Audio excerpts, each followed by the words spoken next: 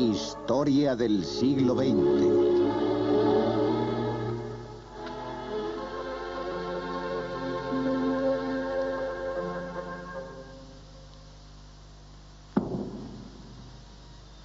Durante 27 años, Mao Zedong proyectó su imagen sobre China.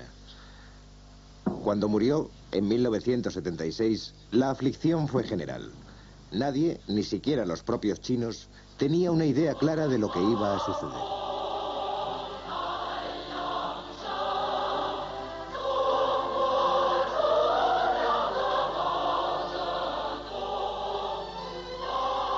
China después de Mao.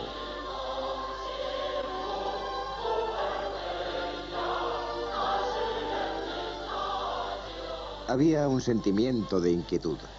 Unas semanas antes, un terrible terremoto había asolado el este de China y 250.000 personas habían muerto.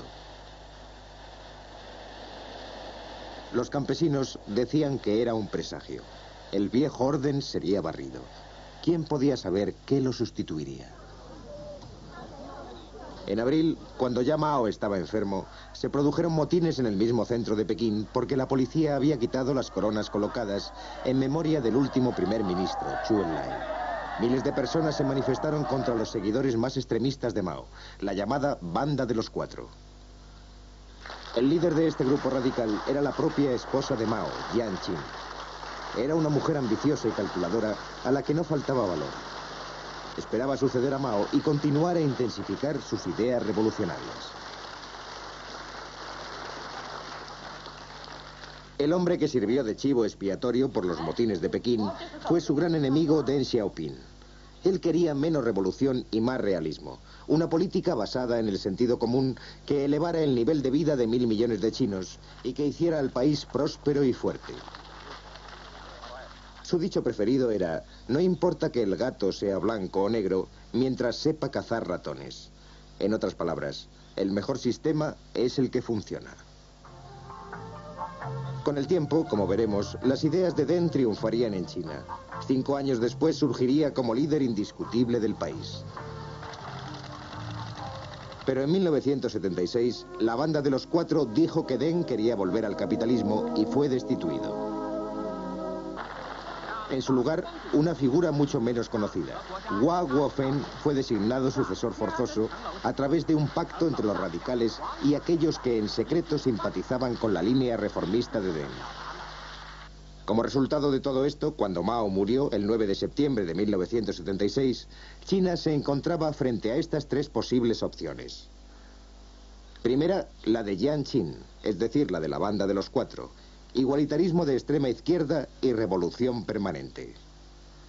Segunda, la de Deng Xiaoping. Modernización, elevación del nivel de vida y mayor contacto con el exterior.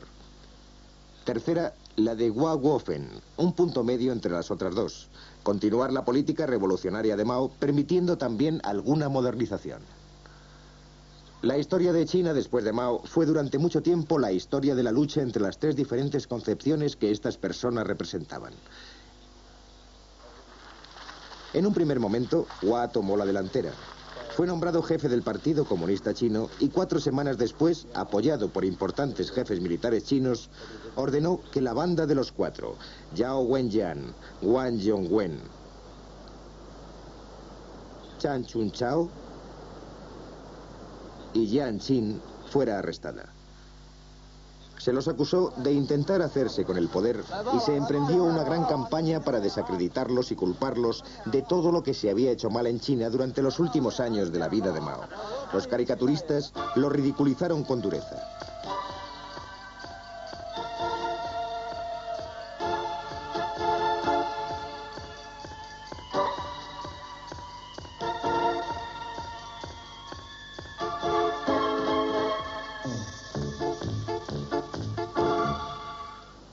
Pero el pueblo pronto empezó a preguntarse: si la Banda de los Cuatro era tan mala, ¿por qué no hizo Mao nada para detenerlos?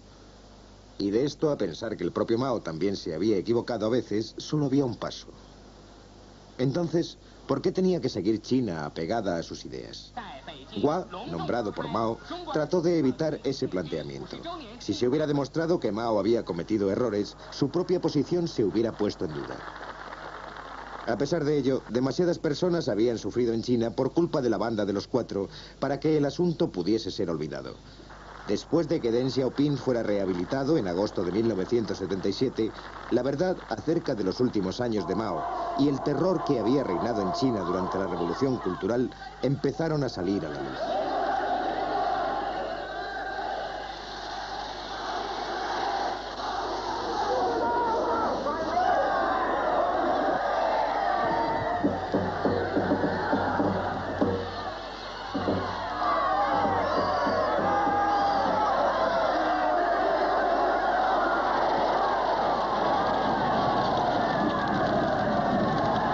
El juicio de la Banda de los Cuatro empezó en el invierno de 1980. Aunque no fueron los únicos sometidos a juicio, la viuda de Mao y sus 3 compañeros fueron los que más llamaron la atención. Había allí 35 abogados vestidos de gris y el juicio estaba presidido por un juez de cara regordeta vestido de negro. La Banda de los Cuatro fue acusada de perseguir a centenares de miles de personas durante la Revolución Cultural. Según se observa en la filmación cuidadosamente realizada por el gobierno chino, la viuda de Mao se mantuvo desafiante todo el tiempo. Por ejemplo, interrumpió a un anciano testigo que estaba contando entre llantos cómo había sido torturado durante la Revolución Cultural.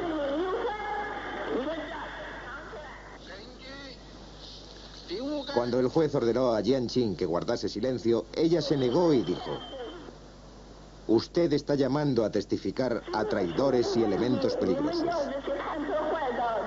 Las amonestaciones no habían conseguido que callara y al final tuvieron que hacerla salir de la sala por la fuerza.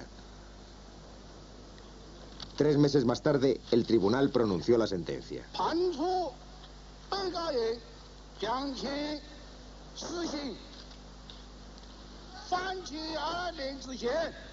Jiang Qin y Chan Chunchao, que no se habían arrepentido, fueron condenados a muerte con un plazo de 2 años.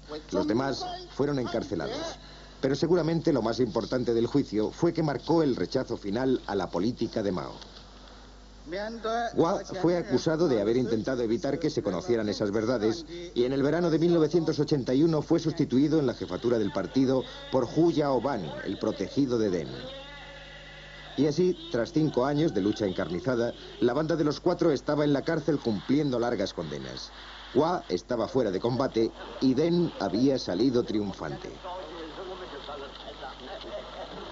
El rostro de la China de hoy es el suyo. ¿Qué aspecto tiene? Deng quería favorecer el espíritu de iniciativa del pueblo chino, dándole mayor libertad. Aunque esa libertad tenía sus límites. Como comunista, Deng creía en un sistema de partido único en el que la clase obrera ejerciera la dictadura sobre sus enemigos. La tradición democrática que durante siglos se había desarrollado en Europa estaba por completo ausente. Solo 80 años antes, China todavía estaba gobernada por un emperador feudal.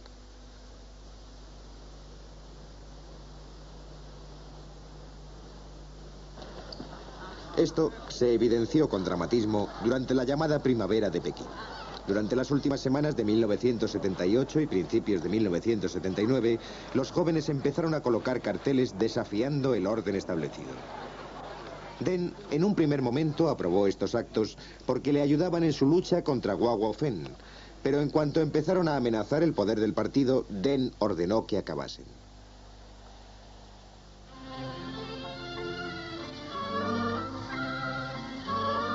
De todos modos, de forma menos peligrosa políticamente, se permitió una mayor libertad de expresión y la vida de los chinos cambió. Por ejemplo, la música occidental podía ser escuchada públicamente.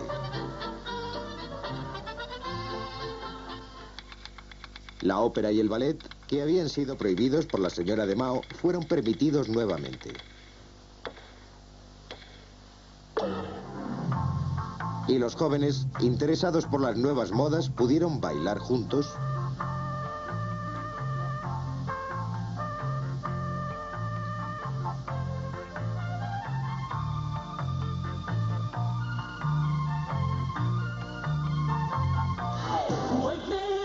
Y asistir a conciertos de música pop.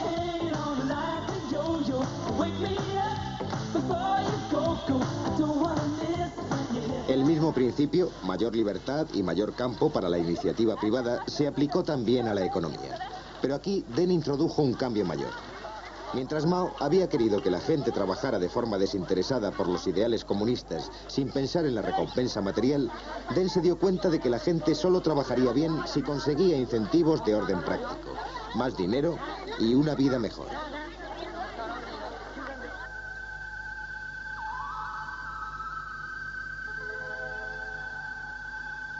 Así que, en vez de tener que cultivar la tierra de forma colectiva, a cada familia de campesinos se le dio un terreno para que lo explotara por sí misma.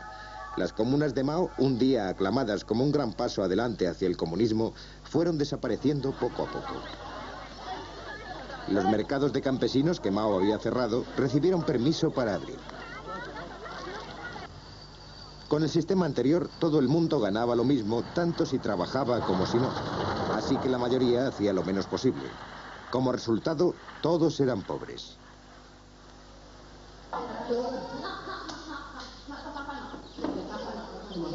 Con el nuevo sistema, cada familia era pagada conforme a sus resultados. De este modo, los que trabajaban más y tenían la suerte de haber recibido buenas tierras, podían enriquecerse y vivir cómodamente. Los que vivían en zonas de tierras pobres o no tenían trabajo, seguían siendo pobres, a menudo desesperadamente pobres. Esto llevaba a desigualdades entre ricos y pobres, no hasta el extremo de los países no comunistas que hubieran hecho que Mao se levantase de su tumba.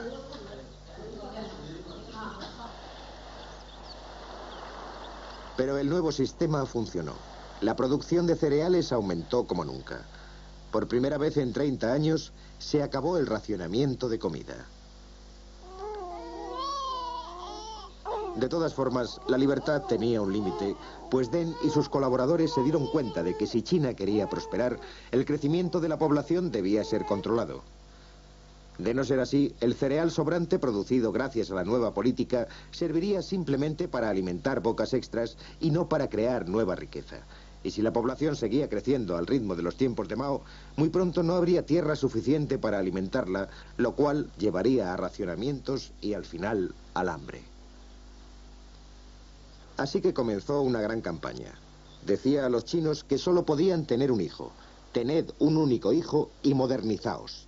Pero los campesinos querían tener muchos hijos para contar con muchas manos que trabajasen la tierra, ahora que cada familia era pagada según su rendimiento. Para esto no había una solución fácil. Pase lo que pase en China, el problema de la superpoblación continuará dominando toda discusión sobre el futuro.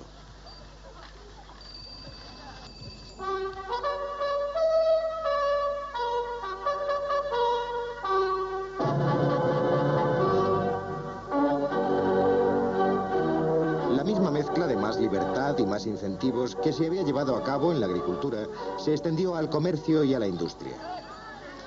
Por primera vez desde 1950, las tiendas de particulares y los restaurantes recibieron permiso para abrir.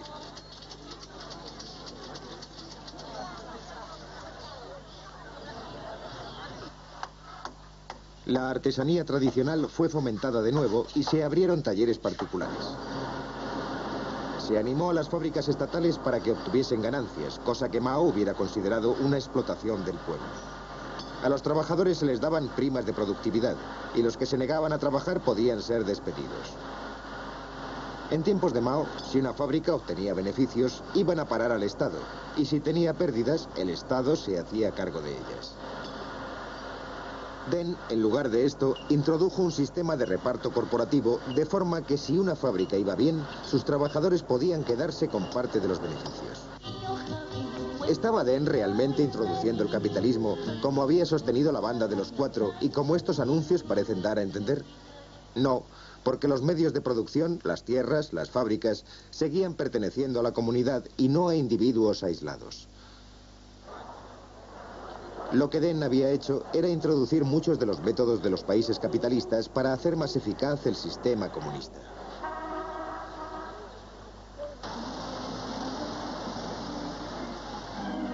Deng aplicó el mismo principio al Ejército de Liberación del Pueblo. Mao lo había convertido en una fuerza política cuya tarea principal consistía en la difusión de sus ideas revolucionarias. Deng quería un ejército menos politizado, más reducido y más profesional. A los soldados se les dieron uniformes y se anunciaron planes para restablecer las insignias de rango que Mao había suprimido en favor de la igualdad. Pero muchos viejos oficiales estaban molestos con los planes de Deng de convertir la guerrilla en una fuerza militar moderna, y el ejército, apoyado por algunos funcionarios del partido, se convirtió en una fuente clave de oposición a las reformas de Deng en todos los campos. El efecto de estas reformas que siguieron a la muerte de Mao no puede ser exagerado. Tras 20 años de glorificación de las ideas de Mao, las reformas supusieron la aceptación de que esas ideas habían fallado.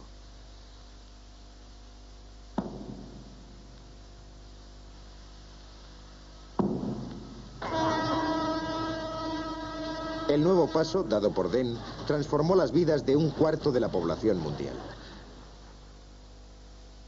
También tuvo un profundo efecto en la política exterior de China. Mao creía que una guerra era inevitable, que ésta destruiría el capitalismo y que la revolución triunfaría. Deng creía que el progreso se realizaría no a través de la revolución, sino por medio del trabajo y de la modernización, y para ello era necesario un largo periodo de paz. La única gran potencia con la que China tenía fronteras era la Unión Soviética. A finales de los 60, ambos países estaban al borde de una guerra. Más tarde, los chinos trataron de reducir tensiones y evitar el riesgo de un conflicto bélico, iniciando conversaciones con Moscú. Pero la acción política más importante de Deng fue ampliar las relaciones de China con las naciones occidentales y el Japón, países capaces de proporcionar la experiencia y el dinero necesarios para que el país se modernizase.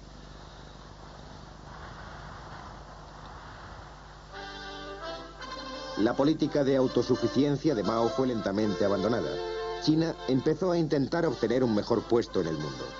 Sus atletas participaron en los Juegos Olímpicos de 1984 por primera vez en 30 años. Y como una de las 5 potencias nucleares mundiales, China empezó a asistir a las negociaciones sobre desarme y se unió al Banco Mundial y al Fondo Monetario Internacional. En la primavera de 1979, Deng realizó una visita histórica a Estados Unidos para encontrarse con el presidente Carter. Un continuo flujo de líderes occidentales viajaron a Pekín, entre ellos el presidente Reagan y la señora Thatcher, que tenía un problema muy especial que discutir: Hong Kong. Esta isla capitalista en la costa sur de China había sido gobernada por Gran Bretaña desde 1843. Un siglo después, se había desarrollado allí una de las economías más dinámicas de Asia.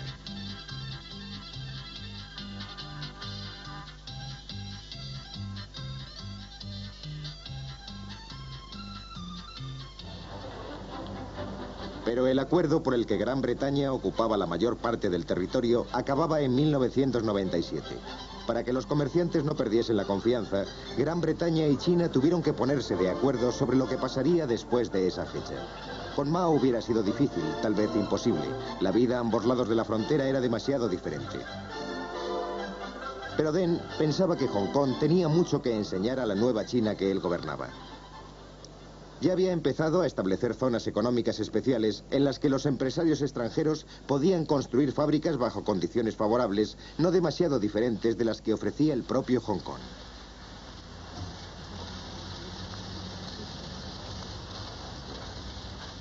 En 1984, Deng y la señora Thatcher firmaron un acuerdo por el que el dominio británico finalizaría en 1997 y Hong Kong se convertiría en un distrito administrativo especial de China, pero con garantías para sus habitantes de que el sistema capitalista continuaría por lo menos durante otros 50 años.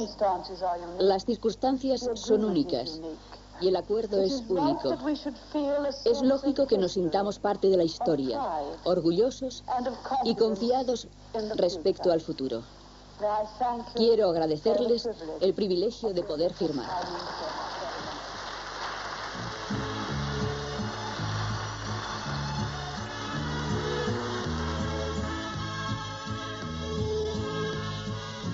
Deng esperaba que fuera el modelo de la unión definitiva de China y Taiwán. Pero llegue esto a suceder o no, el hecho de que se pudiera llegar a un acuerdo sobre Hong Kong ofreció una evidencia del sentido práctico y de la flexibilidad del nuevo gobierno chino.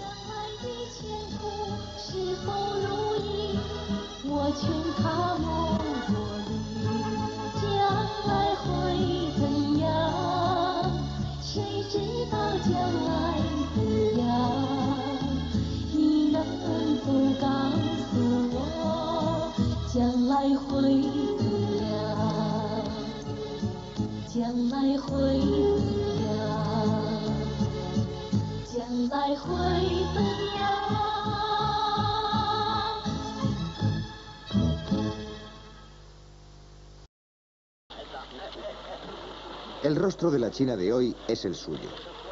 ¿Qué aspecto tiene? Deng quería favorecer el espíritu de iniciativa del pueblo chino, dándole mayor libertad. Aunque esa libertad tenía sus límites. Como comunista, Deng creía en un sistema de partido único en el que la clase obrera ejerciera la dictadura sobre sus enemigos. La tradición democrática que durante siglos se había desarrollado en Europa estaba por completo ausente. Solo 80 años antes, China todavía estaba gobernada por un emperador feudal.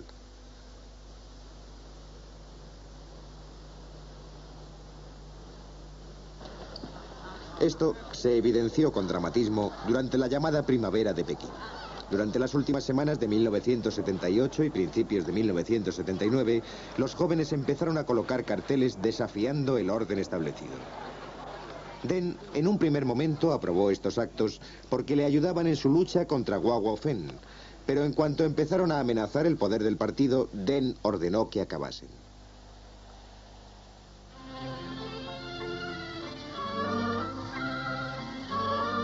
De todos modos, de forma menos peligrosa políticamente, se permitió una mayor libertad de expresión y la vida de los chinos cambió.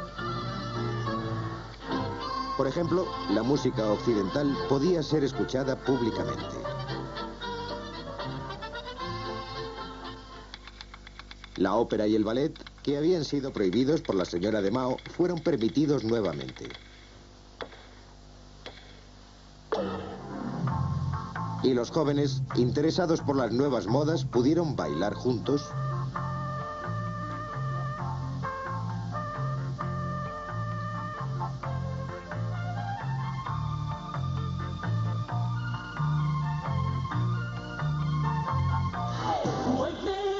Y asistir a conciertos de música pop.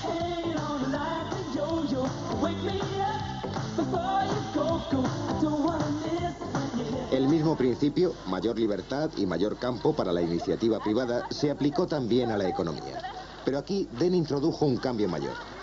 Mientras Mao había querido que la gente trabajara de forma desinteresada por los ideales comunistas, sin pensar en la recompensa material, Deng se dio cuenta de que la gente solo trabajaría bien si conseguía incentivos de orden práctico, más dinero y una vida mejor.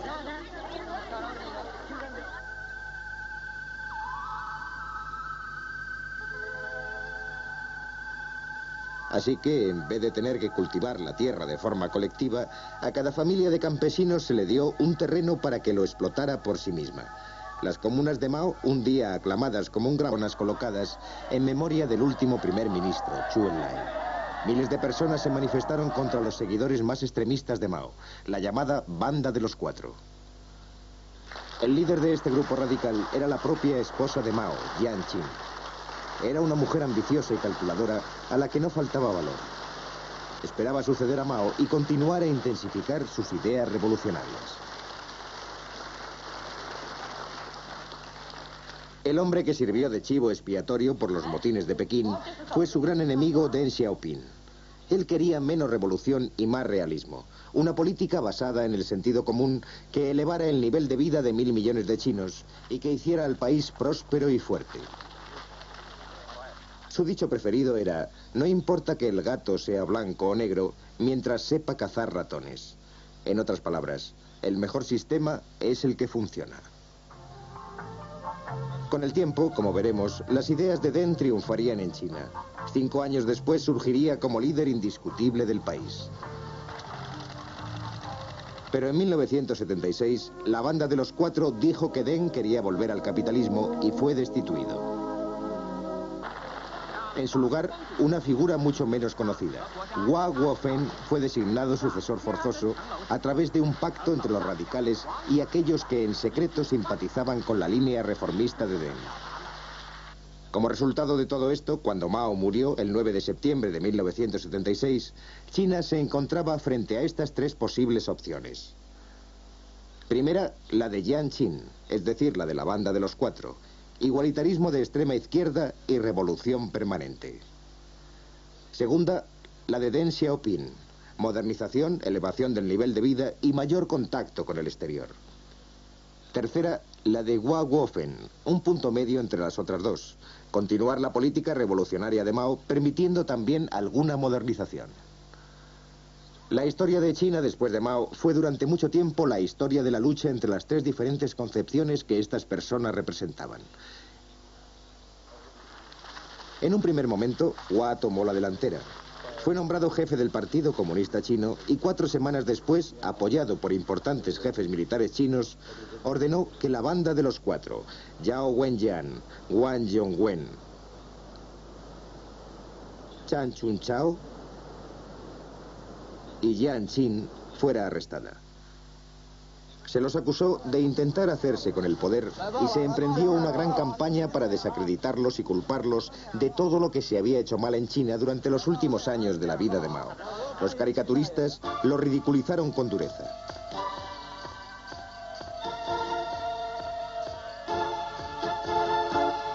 Empezó a intentar obtener un mejor puesto en el mundo. Sus atletas participaron en los Juegos Olímpicos de 1984 por primera vez en 30 años. Y como una de las 5 potencias nucleares mundiales, China empezó a asistir a las negociaciones sobre desarme y se unió al Banco Mundial y al Fondo Monetario Internacional. En la primavera de 1979, Deng realizó una visita histórica a Estados Unidos para encontrarse con el presidente Carter. Un continuo flujo de líderes occidentales viajaron a Pekín, entre ellos el presidente Reagan y la señora Thatcher, que tenía un problema muy especial que discutir: Hong Kong. Esta isla capitalista en la costa sur de China había sido gobernada por Gran Bretaña desde 1843. Un siglo después, se había desarrollado allí una de las economías más dinámicas de Asia.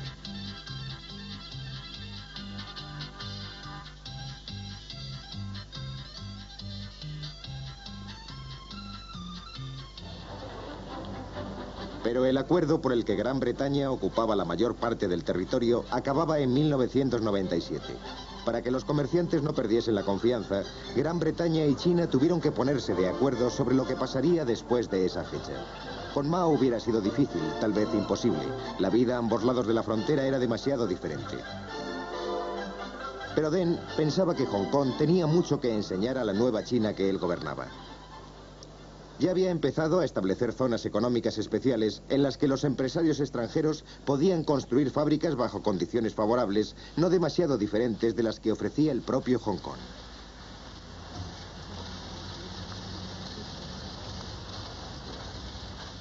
En 1984, Deng y la señora Thatcher firmaron un acuerdo por el que el dominio británico finalizaría en 1997 y Hong Kong se convertiría en un distrito administrativo especial de China, pero con garantías para sus habitantes de que el sistema capitalista continuaría por lo menos durante otros 50 años.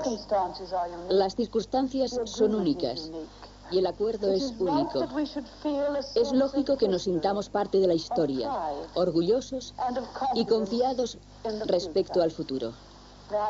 Quiero agradecerles el privilegio de poder firmar.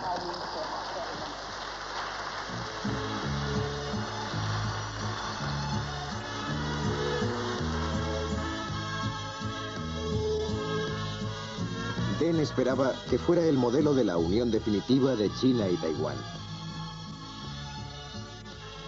Pero llegue esto a suceder o no, el hecho de que se pudiera llegar a un acuerdo sobre Hong Kong ofreció una evidencia del sentido práctico. La banda de los cuatro fue acusada de perseguir a centenares de miles de personas durante la Revolución Cultural. Según se observa en la filmación cuidadosamente realizada por el gobierno chino, la viuda de Mao se mantuvo desafiante todo el tiempo. Por ejemplo, interrumpió a un anciano testigo que estaba contando entre llantos cómo había sido torturado durante la Revolución Cultural.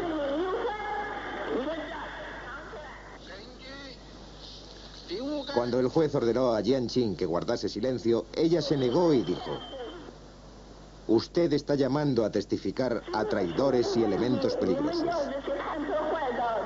Las amonestaciones no habían conseguido que callara y al final tuvieron que hacerla salir de la sala por la fuerza.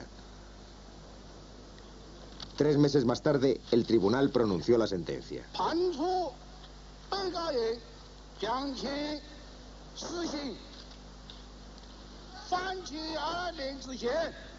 Jiang Qin y Chan Chun Chao, que no se habían arrepentido, fueron condenados a muerte con un plazo de 2 años. Los demás fueron encarcelados. Pero seguramente lo más importante del juicio fue que marcó el rechazo final a la política de Mao. Hua fue acusado de haber intentado evitar que se conocieran esas verdades y en el verano de 1981 fue sustituido en la jefatura del partido por Hu Yaoban, el protegido de Deng. Y así, tras 5 años de lucha encarnizada, la banda de los 4 estaba en la cárcel cumpliendo largas condenas. Hua estaba fuera de combate y Deng había salido triunfante. El rostro de la China de hoy es el suyo. ¿Qué aspecto tiene? Deng quería favorecer el espíritu de iniciativa del pueblo chino, dándole mayor libertad. Aunque esa libertad tenía sus límites. Como comunista, Deng creía en un sistema de partido único en el que la clase obrera ejerciera la dictadura sobre sus enemigos. La tradición democrática que durante siglos se había desarrollado en Europa estaba por completo ausente. Solo 80 años antes, China todavía estaba gobernada por un emperador feudal.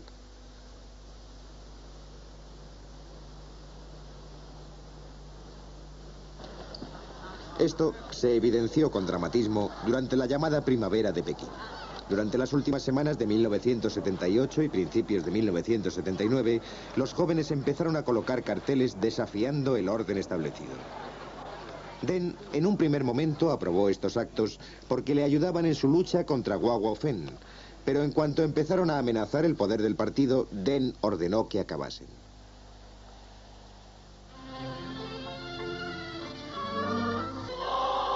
China después de Mao.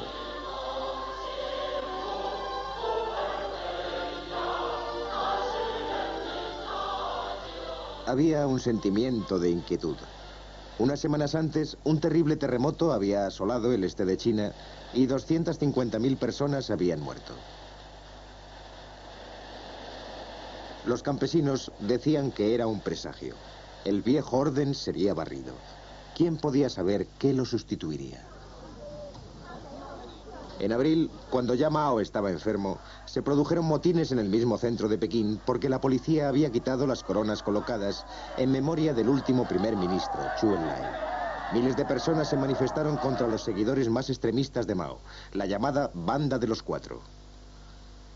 El líder de este grupo radical era la propia esposa de Mao, Jiang Qin. Era una mujer ambiciosa y calculadora a la que no faltaba valor. Esperaba suceder a Mao y continuar a intensificar sus ideas revolucionarias. El hombre que sirvió de chivo expiatorio por los motines de Pekín fue su gran enemigo Deng Xiaoping. Él quería menos revolución y más realismo, una política basada en el sentido común que elevara el nivel de vida de 1.000 millones de chinos y que hiciera al país próspero y fuerte. Su dicho preferido era: no importa que el gato sea blanco o negro, mientras sepa cazar ratones. En otras palabras, el mejor sistema es el que funciona. Con el tiempo, como veremos, las ideas de Deng triunfarían en China. 5 años después surgiría como líder indiscutible del país. Pero en 1976, la Banda de los 4 dijo que Deng quería volver al capitalismo y fue destituido. En su lugar, una figura mucho menos conocida. Hua Guofen fue designado sucesor forzoso a través de un pacto entre los radicales y aquellos que en secreto simpatizaban con la línea reformista de Deng. Como resultado de todo esto, cuando Mao murió el 9 de septiembre de 1976, China se encontraba frente a estas tres posibles opciones. Primera, la de Jiang Qin, es decir, la de la banda de los cuatro. Igualitarismo de extrema izquierda y revolución permanente. Segunda, la de Deng Xiaoping. Modernización, elevación del nivel de vida y mayor contacto con el exterior. Tercera, la de Hua Guofen, un punto medio entre las otras dos. Continuar la política revolucionaria de Mao, permitiendo también alguna modernización. La historia de China después de Mao fue durante mucho tiempo la historia de la lucha entre las tres diferentes concepciones que estas personas representaban. En un primer momento, Hua tomó la delantera. Fue nombrado jefe